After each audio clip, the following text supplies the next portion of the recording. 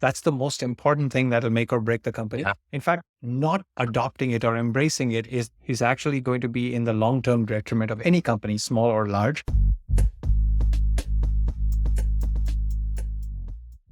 Hey everyone, thank you so much for joining the Behind Company Lines podcast. Today we have Karthik Ranganathan, CTO and founder of Yugabyte, the company behind the open source Yugabyte DB project, which is distributed Postgres with resilience, scale, and more. Karthik, I'm so excited to chat with you, not only because of what you've been working on at Yugabyte for I don't know how many years now, but also your previous experience at Facebook, of course, building the Cassandra project, which I'm not sure if a lot of people are familiar about it, but I think it actually touches more people and really we've been involved with it. If you've been a Facebook user, you've used it without even knowing. So that's super exciting to uncover kind of what that process was as well, going through that and really just, I guess, learning how to build product at a really fast scaling company and what that experience was. But before we get into all that good stuff, describe your experience before Yugabyte and what got you to here. Yeah, sure thing, Julian. And first off, thanks for having me here. Very excited. So maybe let's just jump in.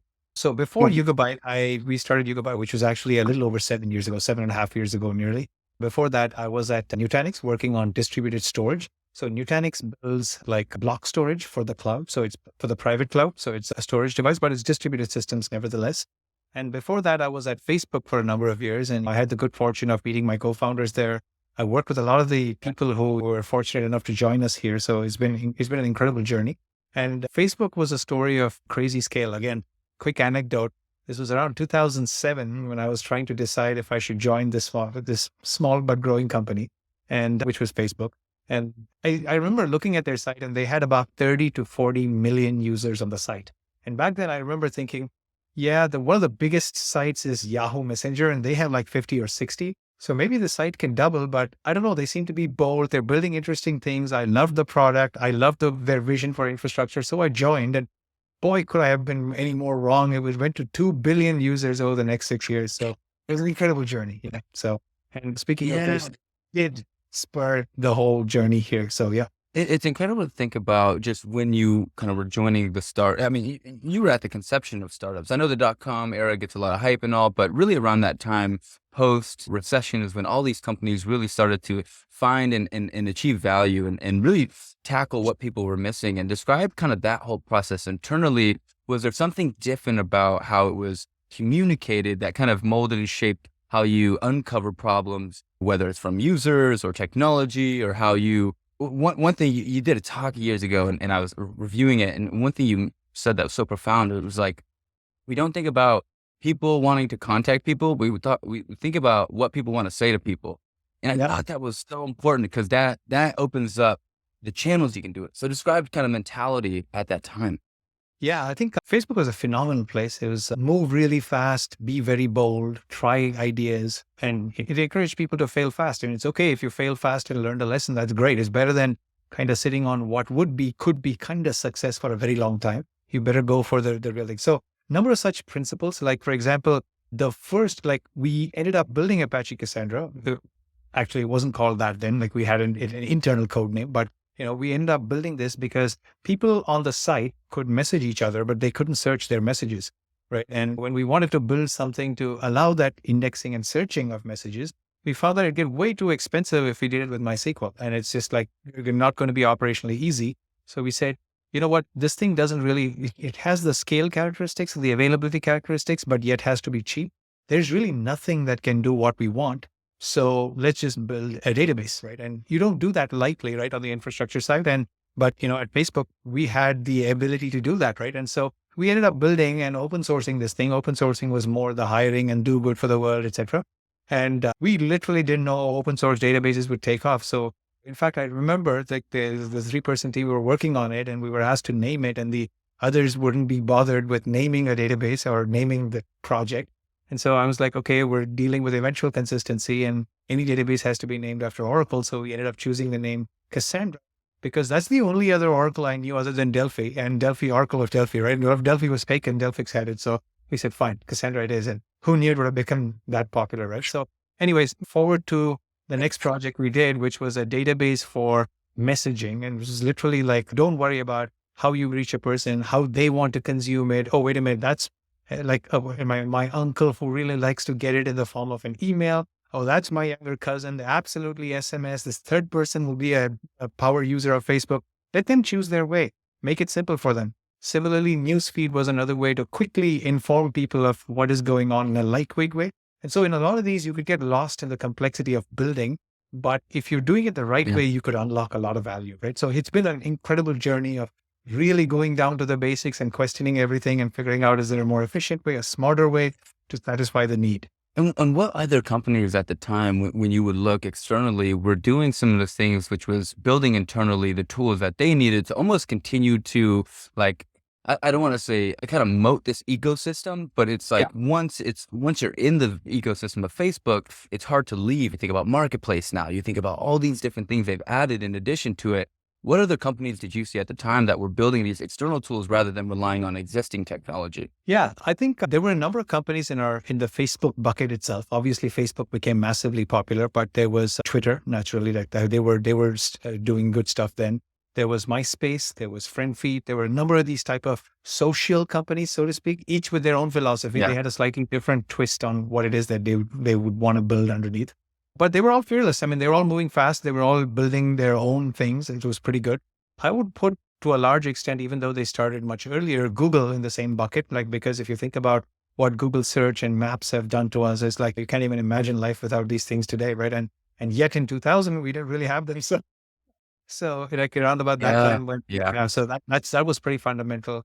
I would say Apple had a renaissance around then because they really changed the way we operate, like with the smartphone and Mhm. BlackBerry, Apple, those class of companies. So I'd say there was a whole Yeah. set of companies that kind of took off around that time. Public clouds, I think all three of them, they started in give or take around that. They figured if we learned how to use our infrastructure, why can't we help others use that infrastructure Right. to some good? So yeah, I think there's a lot of these type of companies that did bold things, building stuff, open sourcing it along the way if it wasn't directly their competitive secret sauce. So yeah, it was a good Yeah. time. And I think it still is. Yeah. Right. You're right. Yeah. Nowadays, it's actually very challenging to see a lot of people stay at companies for so long. And a lot of that is not necessarily I don't want to say the lore, or I guess what's the word for it? The reputation of the company no longer really means as much as it did. But I think even back then, in the antithesis of a lot of these projects, what was it that was really keeping you around? Was it the newness of it? Was it the innovation? Was it the culture of it? What was working within those companies that you see even now other startups model themselves after? Yeah, I think that's a great question, actually. And I think this is a very profound question. I think there's a few things. Firstly, my gauge, when I was going through this journey personally, I can talk to how I felt, right? I used to feel that the interviews had way harder questions than real life. So it kind of gave me a Okay. feeling of, okay, if you just wanted me to do this, why'd you ask me all that, right? Like, and don't get me wrong, I actually liked what they asked in the interview. It's just that you wouldn't find it afterwards. And so and that's because of I would say to some degree, a lack of boldness on the part of the company. They Mhm. wanted to be a little safe, play it safe, right? And don't to go disrupt and do crazy things. The second one is kind of getting caught in the decision making loop, like as opposed to making the hard call, whatever it is, and sticking through it, right or wrong. Like, and that's a second piece. The third thing has to do with transparency and empowering, but yet accountable culture. So junior people, yeah, they need to earn their chops. Senior people, they probably, but Facebook was the first company I saw that broke all of these barriers. So I remember in Yeah. Facebook, like their philosophy was simple. When I joined, they told me, this is how you check out code, this is how you do this, you do that, fine, basic orientation. Okay, I said, now what?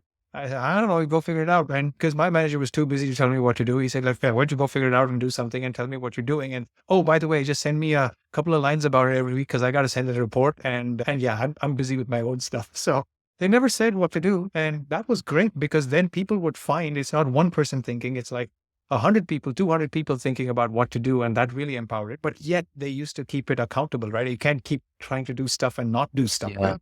So it's that yin and yang that you have to manage.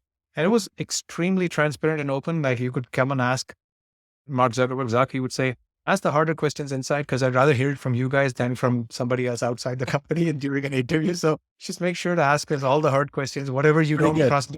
Yeah, make it all clear right now. I'll at least practice with you guys before I go out, right? So yeah, I think it's that culture of not being afraid and being bold empowering people and keeping it transparent. And so that's what motivated me. Like, in fact, my reason to leave Facebook was not because I stopped learning or I didn't like Facebook. It was none of that stuff. It was because Facebook had grown so big and I had ambitions of eventually doing a startup, like starting a company of my own, that the problems I was Mhm. solving at Facebook, while technically and intellectually very challenging, were no longer the problems that the common company or the common person would face, right? Yeah. So at that point, I just had to go look for other avenues to learn other things, but I still love Facebook. I would have stayed there equally as Yeah. much as I believe. So Yeah. Well, it's so fascinating thinking about the amount of obviously responsibility you had joining, but also the amount of just freedom that in terms of pursuing the different projects and how valuable that is. But I feel like it's hard to have that level of trust with whoever you bring onto the team. And does that kind of now, has that impacted the way you evaluate talent, seeing kind of, I don't want to say younger versions of yourself, but almost similar personality types, whatever you want to describe it as, that lead to that level of ability to work autonomously, to innovate, to challenge, to have initiative. Has that experience impacted how you kind of, assess 100%. talent Yeah, now? 100%. Yeah, yeah. In fact, that is actually one of the most critical things I tend to look for when hiring is the drive, the curiosity, the need to have impact, the hunger, right? And it's not, it's, and I would say it's fair game or more than fair game to offset if the person doesn't specifically know a particular field, right? Like, for example, we may not end up hiring a person that knows everything about databases because that's okay. They can learn as long as they have the rest of the ingredients that would make them successful, right? And a large part of it is about both. I mean, you got to have the two sides in check and balance, right? You want to have that drive, hunger, and take on something big and change, but yet do it in a way where you're really accountable and responsible and you can make that impact happen. So it naturally forces you into talking to people, to seeking advice rather than just doing something on your own and putting it out. So it just changes the way that you behave and your ability to create impact and your confidence in yourself. And the next project will get bigger and then bigger. And so it just gets a lot more Yeah. satisfying from that point of view. Yeah.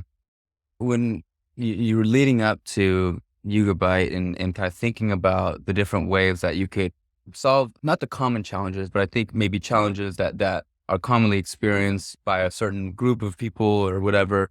How did you find that direction? What led you to the path that you're at now, and what were some of the critical things that kind of guided you there? Yeah, yeah. In the Yugabyte journey case, it's a question of having built depth already. So different people find motivations in different ways. So this is just my journey. So at Facebook, like I said, the first big problem we ended up solving was how do people search messages without spending an arm and a leg, right? Like, because if you think about it, how often do you actually search your messages versus how many messages do you get? And how many words in each of those messages, and you have to now enter every word of every message into a database. It's an enormous write, but rarely read from, right? So we took that problem on and we solved it. And that was very interesting. The technology was innovative. We open sourced it. It really took off. Very satisfying to see. This is Apache Cassandra. So the next problem we said was there's a lot of applications where you need consistency, and the trade-offs we made when building Cassandra were not quite the trade-offs we would need for this general purpose messaging system, right? And even worse, we simply didn't know what to expect. Like, people were exchanging about 150 million messages per day. Right?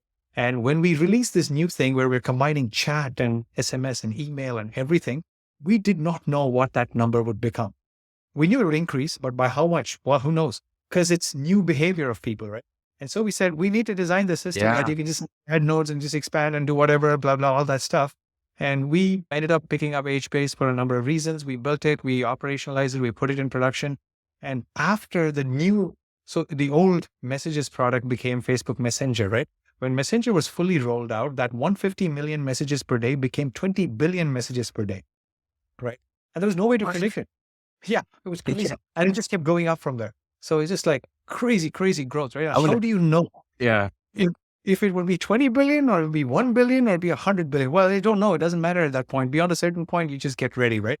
And so that was very formative for us in the way we were thinking, because the product was evolving at a rapid clip to encourage users to do stuff, which simplifies their life, which makes it easier to communicate, to do whatever.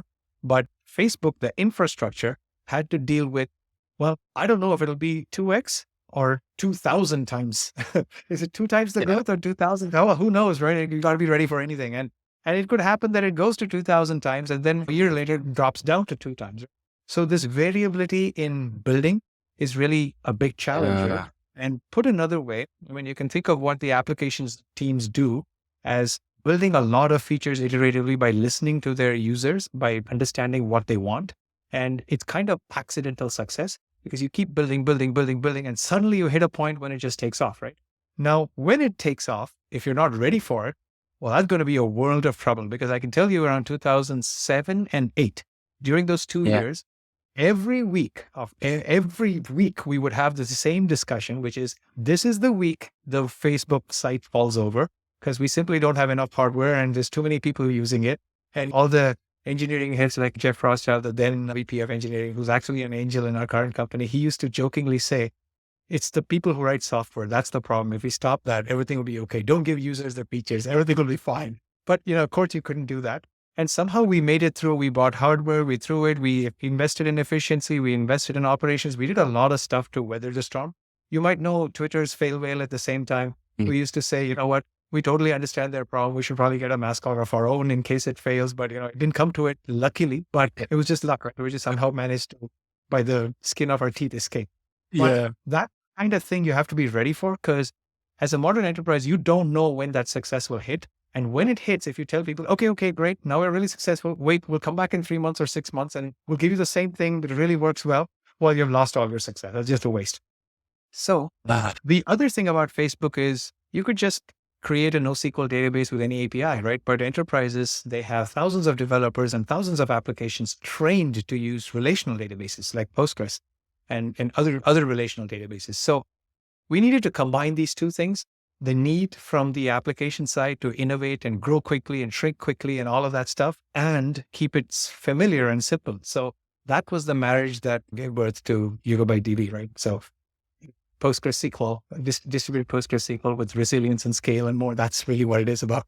What's so fascinating thinking about the immense amount of variability between the data you would have, right? Or the amount of data at a given time, and what goes into that we don't know, the complexity of building something that grows, but also decreases in size and continuously is kind of flexible throughout this process and doesn't break. What was mainly the component of the breakthrough that you saw in on your end to actually make this possible? Because for those who don't know, who deal with big data, you don't necessarily deal with the hugely decreasing amounts. Typically think about big data and pharmaceuticals and things like that, just ever expanding, right? But this is so dynamic. Exactly. Yeah, exactly. So I think it wasn't a one-shot solves thing. It was done over generations. Okay. As you rightly pointed out, big data and the original NoSQL databases, it was all about one-way scaling. Because if you could scale, well, that was a big thing back then. It couldn't scale otherwise, right? So you needed to move data around different machines, and you needed to move your query processing around different machines as well, right?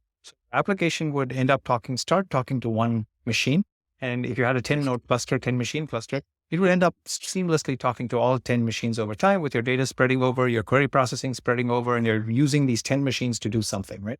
Now, when you're expanding, you're not going to expand all the time. You're not going to push your machines to 90% and then bring it down to 70% utilization by adding one or two more. You're probably just going to double the cluster and say, you know what, I'm going to go from 10 to 20. I'm like 90%. Let me bring it down to 50% and just move on, right? So your operation of expanding a cluster can be complicated. It's okay because it happens once in a while.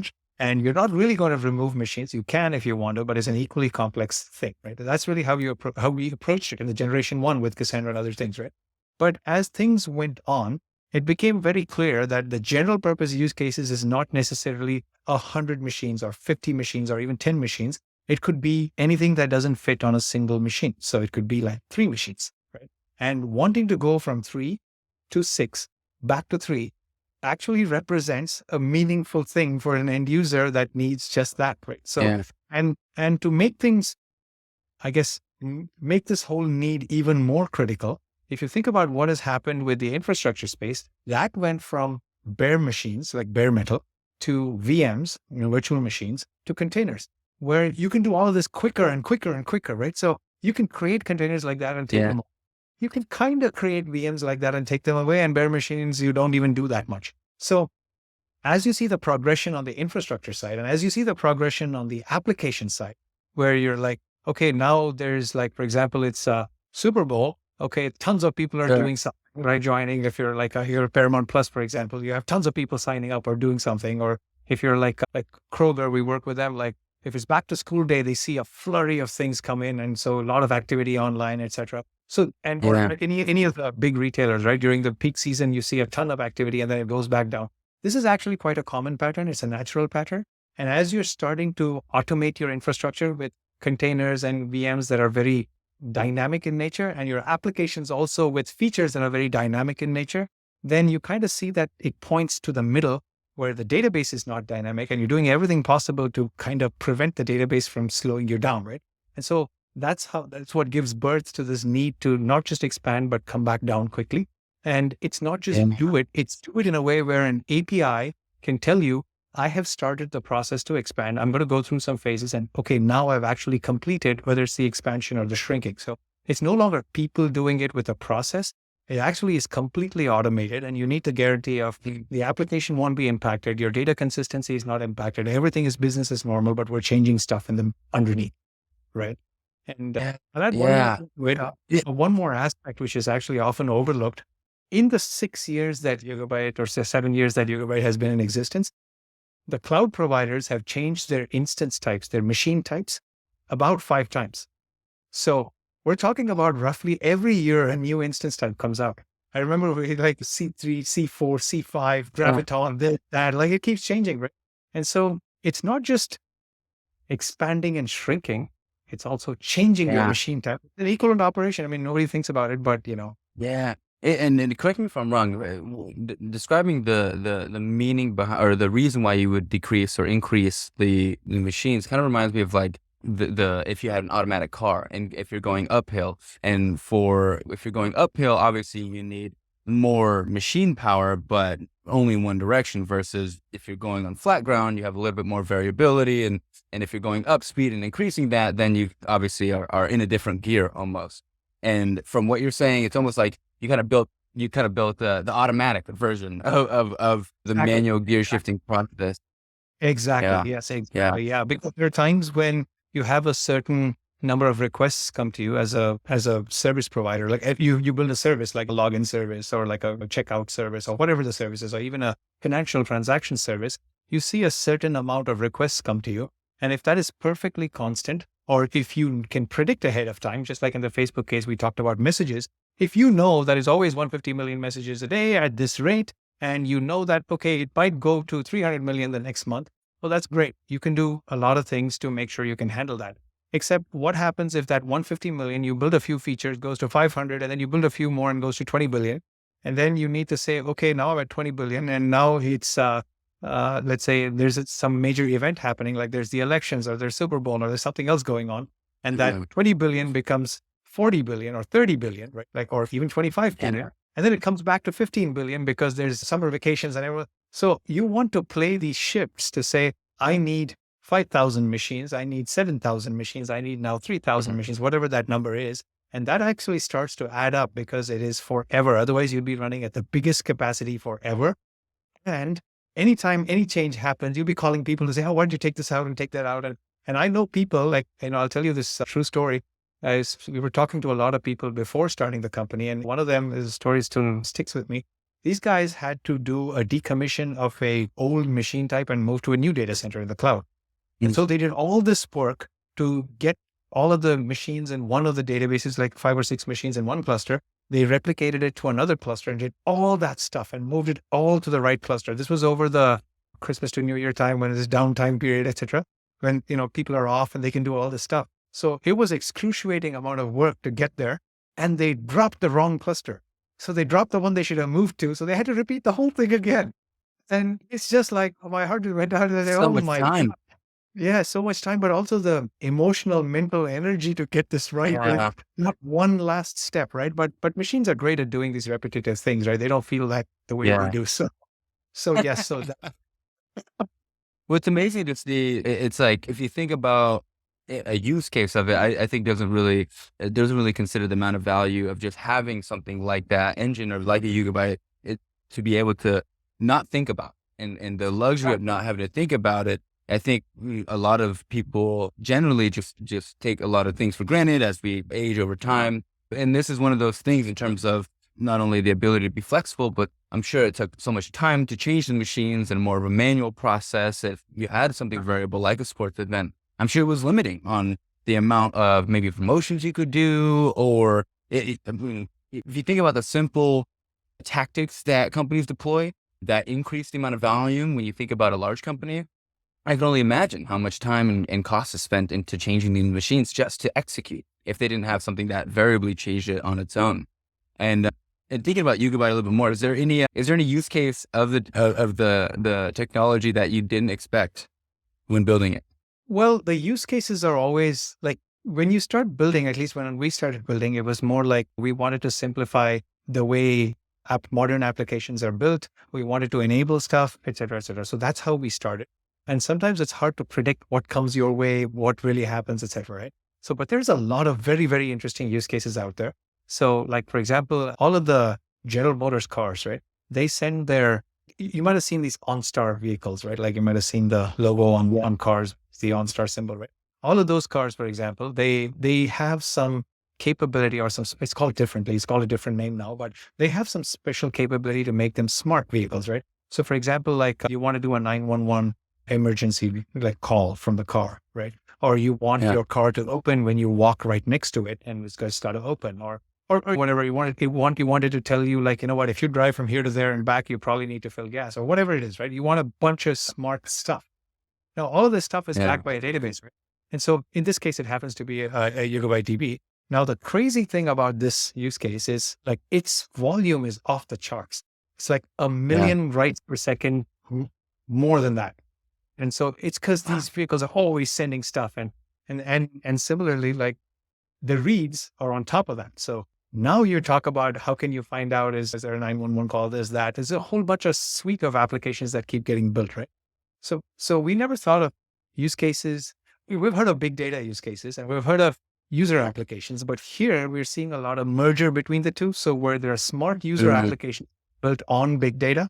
So that's an interesting one. It just seems like I guess one thing is to consider just how much they've been so good at implementing that technology in every car and how many people are using it, but just the mere amount of just offering somebody a capability can just spread immensely. But yeah, continue what you were saying. Yeah, I mean, there's a number of these type of things. Like, for example, like when COVID came, right? It just like did like so much of change that sometimes it's hard for us to think through the implications, right?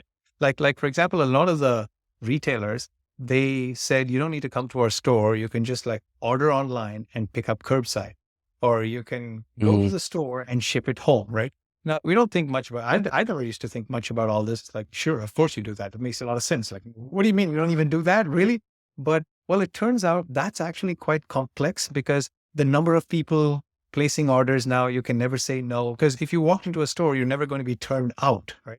You might stand in a line, but you still get inside, you still do your thing, right? And even standing in a line isn't much unless it's COVID. But people started opting for the pick up curbside, ship to my home, like come and drop it at the back of my car, contact free, all of this stuff. And those are actually done online or with an app. And now you have to build on those. So those type of use cases, which are like, I would say edge and distributed, those are quite interesting. Like you need to do things in different places. You need to synchronize different data's locations, right? Like, you know, how do you do the inventory on store with your ability to find this online with so it's just a lot of synchronization across the board. Like, and this is happening across the board, like banks, for example, you can deposit checks from your mobile phone by taking a photo. So all of these type of things where it's a very distributed way of handling things, right? And that's another fascinating set of use cases, right? So there's a lot of that interesting stuff. So never expected that. A third very interesting one is because of the rise of these digital things, all countries are figuring out who owns the data. Like if, for example, I'm a Europe government, right? A government in a European country, and my citizen, somebody living in my country does a transaction, and the server that transaction is stored on, the database, lives, say, in the US, right? And that lives on US soil in a data center of the US. Does it belong to the US government or the European government, or who owns it, right? Yeah. Craziness, because Is it the physical location? Is it the person who started it? So now this is leading to a whole bunch of geopolitical things where you got to keep your data local to where it's generated. And so that means if one of us travels 1 week to Europe and then comes back here, and then you look at your transaction history, you got to compose the first 10 rows, the first 10 transactions from the 1 week in Europe, and then the next one from Europe, from the US, because you're local. So now over time, you'd get 5 transactions from US, 2 from Europe, and another 5 from US, because that's what the laws say, and for good reason. And so now you need a database that can pretend to be one database, but living in many locations, right? So it just makes it very interesting. So it's so fascinating. And seeing that you've been 7 years underway, and we've talked to founders who, are launching their MVP, some of them who just raised their first round of funding, others who have just got their first partnership and are starting to really figure out their channel partner network and start to grow and scale. Where are you currently at? And what is kind of the next milestone for Yugabyte? So for us, well, fortunately, we're past a number of those stages, like thanks to the years. And like, firstly, I'll say that for everybody, the hardest thing out there is to figure out your messaging and your product market fit. So those two things are absolutely important to nail, and they're very, very hard to do, right? I mean, anything that's disruptive, which a lot of the technologies are disruptive, by definition means you can't tell people what it is. Because if you could, then there's already something and somebody else would have done it better, right? So figuring out how to explain, like, for example, the first person that built a phone or the first person that built a car, would they call it a better horse or would they call it something else? It's just very tough, right? Like, it's just very tough. And I have a really good horse. And you just get into all of this type of stuff, right? So that value proposition is very hard. So that's something that you shouldn't take trivially. Like, it's totally worth doing. As to our stage, I'd say like those things, fortunately, we are beyond. We know why we're doing it. The second thing to nail is to figure out your own growth story, or what people called go-to-market story. I used to hate that word in the beginning as a founder. Like, what do you keep asking me this stuff? I'm just build it and then going to go sell it. What's the big deal, right? But of course, use the channel. What's the big deal, right? But there is actually a lot of nuance there. So it's like just totally worth figuring out. Are you going to make it open source? Are you going to make it a fully managed service? Is it going to be a hybrid deploy? All of that stuff, who your exact market segment is. It's funny that over time, what you do and what you address actually decreases and becomes more specific rather than stay too general. So I'd say for us, where we stand, we have our main focus is business critical applications. So things that matter. So if it goes down, then businesses will hurt for it. So availability and making sure it's always running, and you have your machine type change or your increase in scale or your data center failure, none of this should affect business. Right? So anything that's business oriented, business facing, and user facing, these are critical things for us. The other thing is use cases that need scale. So if you have a lot of data coming in and you have a system that you have to manage with relative ease, well, that's another thing that we go after. So there's a lot of those use cases. We are seeing like a number of use cases that, you probably have interacted with in your daily life. Like I mentioned a couple of them. A lot of if you're going to most of the online retailers, that's not Amazon.com, and you buy something, some part of your order processing or shipping or some part of that actually lands on a Yugabyte DB somewhere, for example. So in North America, at least. So there's a lot of that. Like if you're using Comcast, that's hitting Yugabyte DB for health of the Comcast, like the device, and same thing with Sky and Bell Canada and a bunch of others. So we are seeing a lot of usage. For us, our next milestone is there's tiers of criticality inside the enterprise. And so we're starting to climb up in those tiers to start to address more and more critical use cases. So that's one thing that's a milestone for us, like, because people want to put the highest grade applications on top of us. These are the most critical, like things that move money or like in paychecks, like it's that type of stuff. They're starting to look at those type of things, which is a tall order, but very satisfying. And similarly, there's a lot of smaller companies that want to use us for the ease of simply running it on our fully managed offering. And here, there's a lot of interesting asks about, like I gave you the example of keeping data local, or like just scaling on demand without even seeing what happens behind the scenes, enabling them to build applications really quickly without worrying about downtime or any of these things. So we're seeing a lot of that. I'd say those are milestones for us is to make it easier to like use the database to scale, like to make it look more like Postgres, to help onboard people to a Postgres-like database, or from Postgres to a resilient and available Postgres, so that they can like continue their journey. So I'd say a lot of that. we are seeing a fair bit of people that are moving their applications to the cloud and have to move their databases from Oracle, DB2, SQL Server, these type of databases. They have to move them to the cloud because their applications are going there anyway. And there is no good database that has all of the relational features, yet is as cloud native as they need it to be. So I'd say those are the areas where we're most focused. And what do you view as the biggest challenge your company faces today? So right now, I'd say that the challenges are more internal, more than external right now. There is, like, for example, we see a clear line of sight to demand and the need from the customers. They are telling us what they need quite clearly, in fact, and they tell us how they currently get around these problems and why they cannot do that. They're pretty clear about it, right? So there's no problem there. Our messaging, I think, is pretty reasonable, like as in people get the idea pretty quickly. There's always more to do there, but it's pretty reasonable, so we're okay there.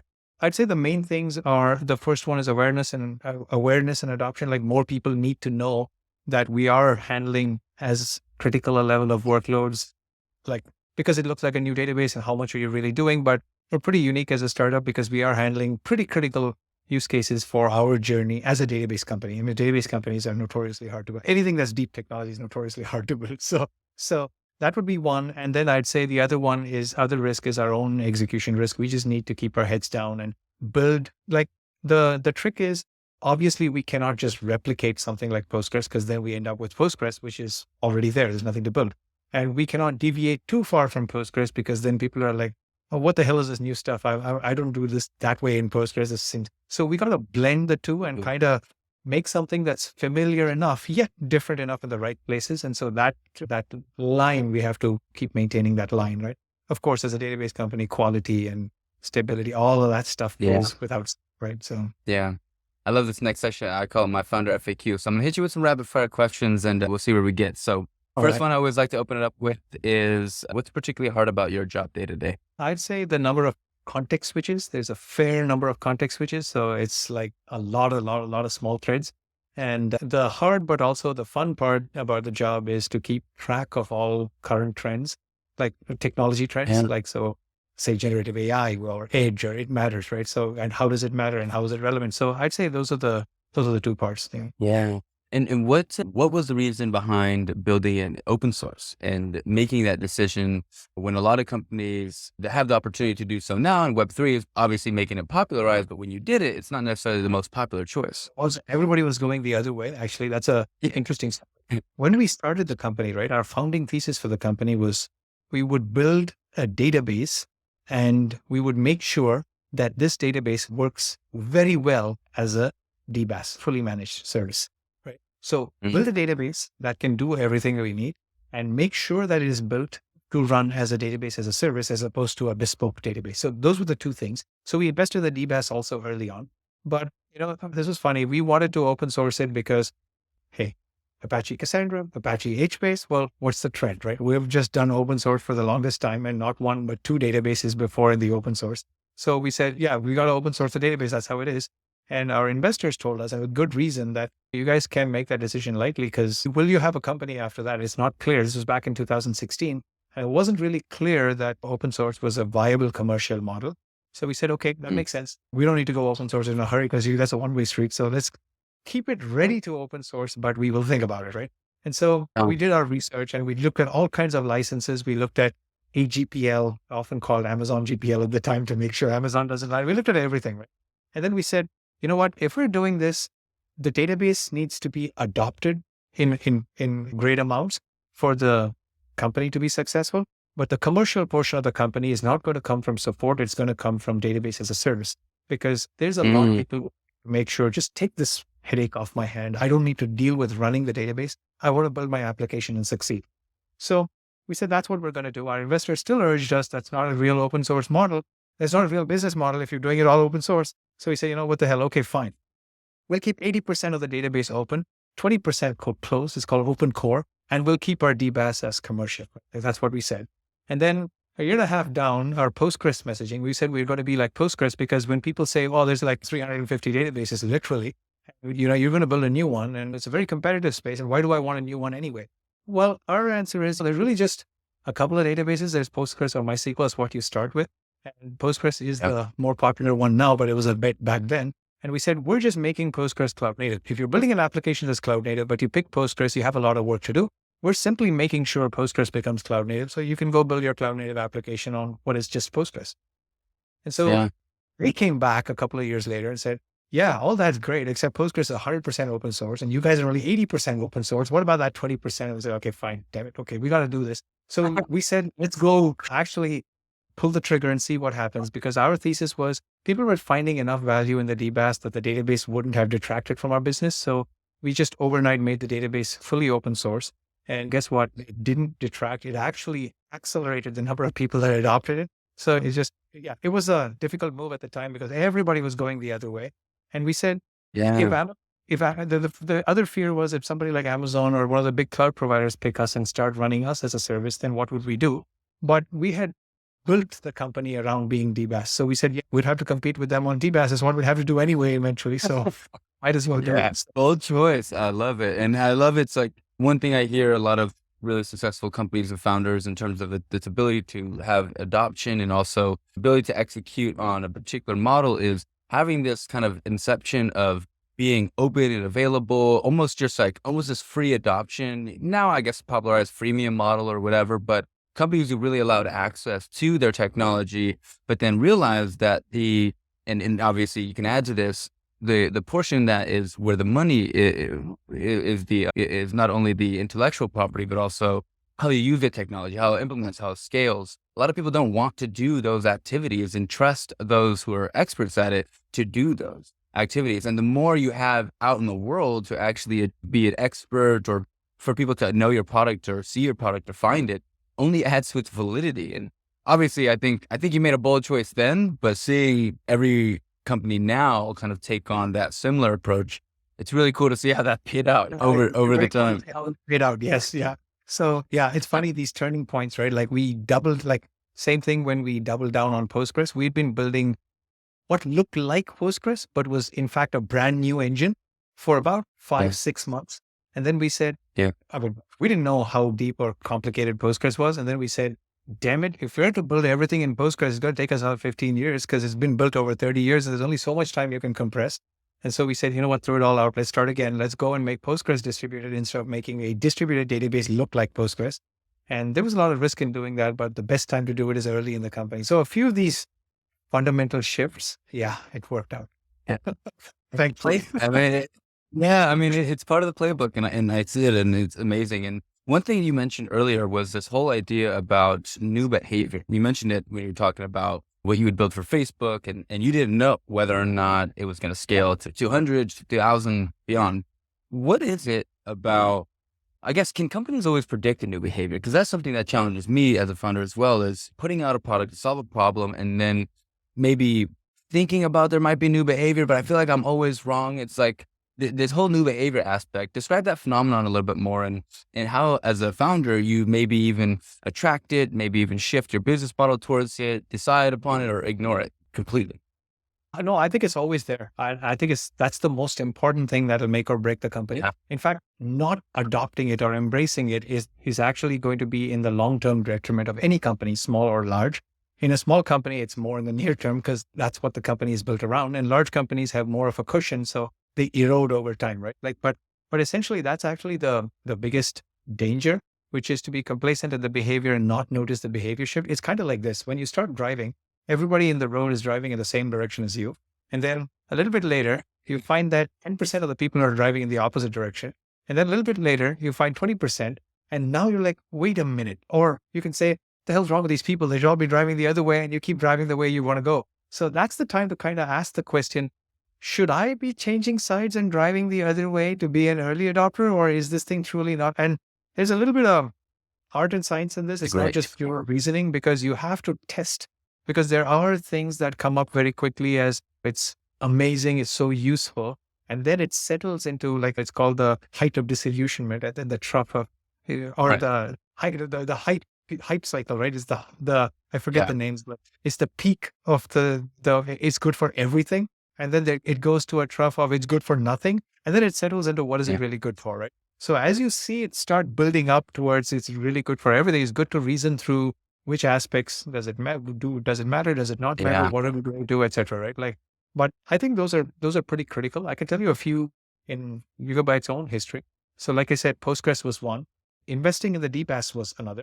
So we started building the database, I'd say sometime in end of Feb of 2016.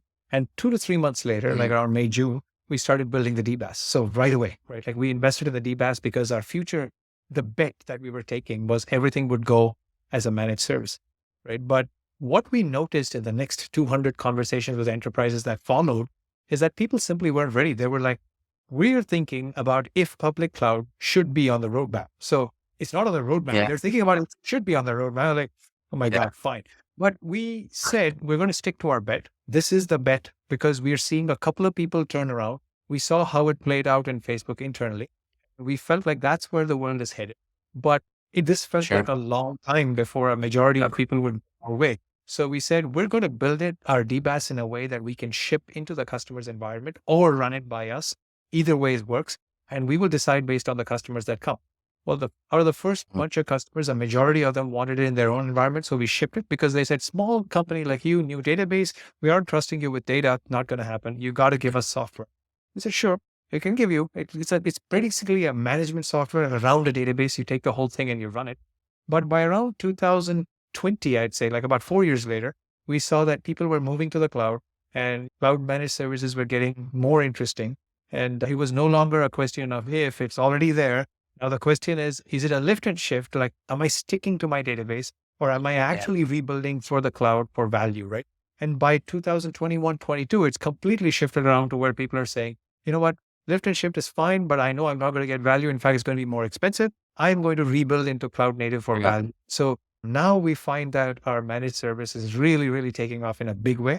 But it's about reading that because we could have gone the other way to say, yeah, nobody wants a managed service. Looks like everyone says no, they don't even have it on their roadmap. Let's just go do the other thing, whatever it is. And would have been the wrong move, right? And so same thing with Kubernetes. When it came up, we were early to embrace Kubernetes and now it's happening in a big way. And so there's a bunch of these shifts that's very important to read. The thing that makes it hard is you're already so busy.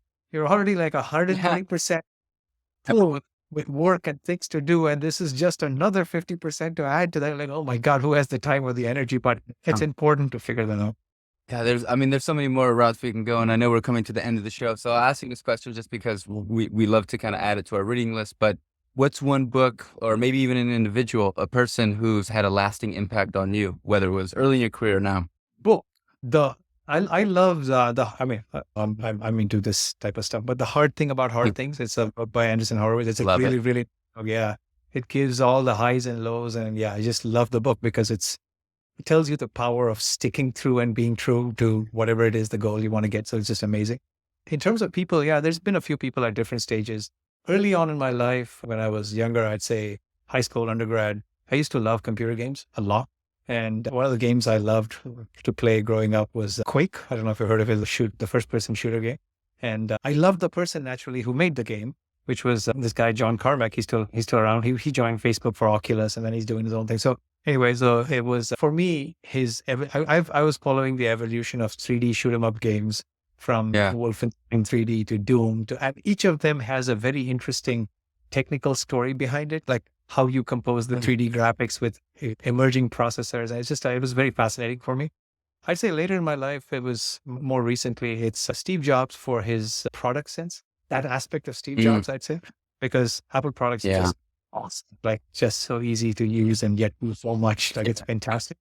And of course, Mark Zuckerberg, having worked with him personally and knowing him as in person, quite a bold and awesome person all around. So it's been a few people, just a few really, really amazing people. Well, Karthik, it's been such a pleasure.